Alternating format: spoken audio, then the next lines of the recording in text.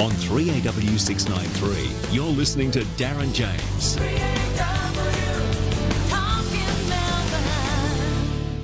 Joining us now is Justin Fankhauser, and he is author of a book called Confessions of a Locksmith. Now, he joins us now. Justin, good afternoon. How you going, Darren? I'm really well. The locks are left vulnerable some stage. If you've got a bad lock at your house, this is probably an area where the crook is going to make a beeline for. Oh, it certainly is. Look, over the Easter break, it's a great way if you're going away on holidays to make sure that your doors and windows aren't deadlocked.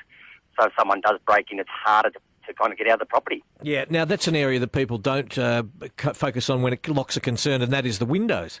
That's correct, yes. Look, over the Easter break, the good thing to do is make sure it looks like someone's home if you are away. There's some measures that you can do, some quite cheap stuff. Obviously, leave a radio, maybe some talk back on 3AW probably. And obviously, just make sure that your alarm's set and everything's... your neighbours are being contacted also, just say that you're going away. Hey, Justin, while you're there, I'd like to compile a list of how crooks have got into places. If you've been robbed, I'd love to hear from you right now. 96900 693. How did they get in? And what was the area that was left vulnerable? Was it a window, door? Maybe they got into a garage? Let us know, and what equipment they used maybe, so we can get a list together of how we can try and stop this from happening over the Easter break. What are the common ways you find, apart from windows without locks? Oh, look, normally they'll break in for a window or a door.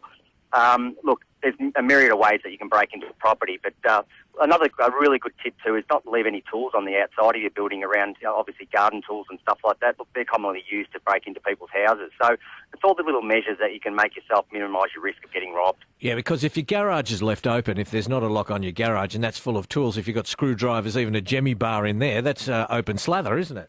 It certainly is. Ladders is another thing. We see a lot of people leave a ladder at the side of the shed, and that could be used to get up onto a second-storey building and break in that way. 96900 693. How did they get in, and what did they take, and did they catch them? That's the other thing I want to know.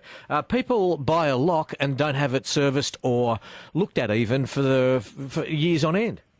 Yeah, that's correct. Look, it's really important. I actually just did a job before that we service our cars, but we don't service our locks, and it's probably more important a lock to get it serviced regularly to make sure that it's locking properly and deadlocking and doing the things it's supposed to do. 96900 693. Give us a call. What about deadlocks? They've changed too. There's a situation where with the old locks, if you deadlocked it, you could leave your keys in the door, walk inside, the door would shut behind you, and bang, you're locked in. Yeah, of course, there's a lot of new locks out there on the market. Obviously, technology's changing now. There's a lot of fingerprint locks and that kind of stuff. But especially with deadlocks now, there's some hold-back functions that you can save yourself from being locked out. And more importantly is when you do deadlock it, they undeadlock themselves when you enter the property.